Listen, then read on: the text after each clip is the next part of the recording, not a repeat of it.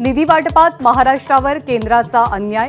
मोदी सरकारकडून विकास निधी वाटपात राज्याला केवळ 8,000 कोटी, तर उत्तर प्रदेश आणि बिहारला घसघशीत निधी।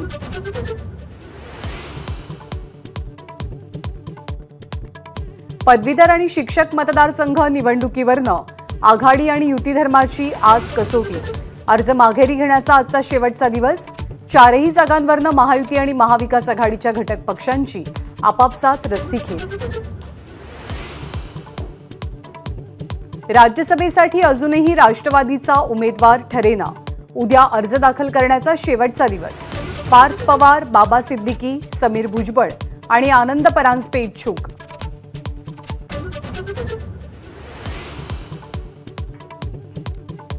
विधानसभा निवडणुकीच्या पार्श्वभूमीवर उद्धव ठाकरेंची आज 288 संपर्क प्रमुखांसोबत बैठक, तर संध्याकाळी ठाकरे गटाच्या मुंबईतल्या पदाधिकाऱ्यांचा मेळावा।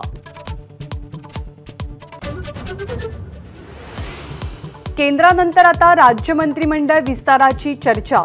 अजित पवार गटाला आणखी मंत्रिपदांची अपेक्षा, तर महायुतीच्या घटक पक्षांची सन्मान देण्याची मागणी।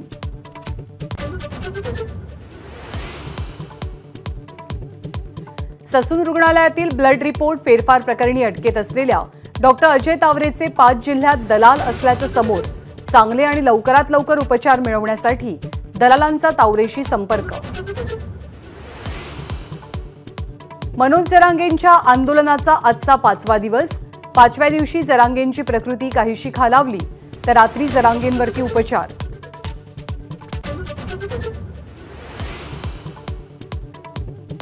पुण्यामध्ये पूर व्यवस्थापनाच्या कामासाठी 98 कोटी रुपयांचा निधी मंजूर। पुणे तुंबल्यावर स्थायी समितीला जाग। पुण्यात विविध भागातली पूरस्थिती रोखण्यासाठी कामं करणार।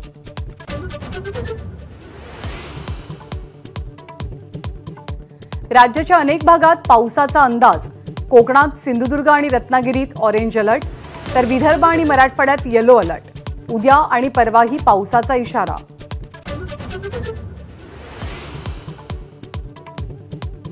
पाऊस सुरू झाल्यानं पेरण्यांची लगबग। मान्सून वेळेत दाखल झाल्यामुळे शेतकरी वर्गातही समाधानाचं वातावरण।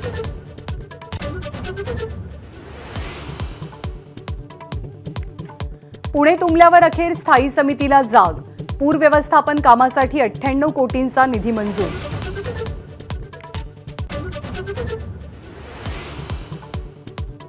मालेगाव तालुक्यात अजंगवडेल परिसरात विजेच्या कडकडाटासह ढगफुटी सदृश पाऊस।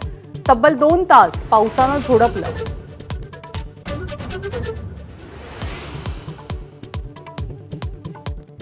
जून महिन्याच्या पहिल्या आठवड्यानंतरही भंडारा जिल्ह्यात भीषण पाणी टंचाई, तर शिर्डीमध्येही अनेक गावांना अद्यापही टँकरनं पाणी पुरवठा।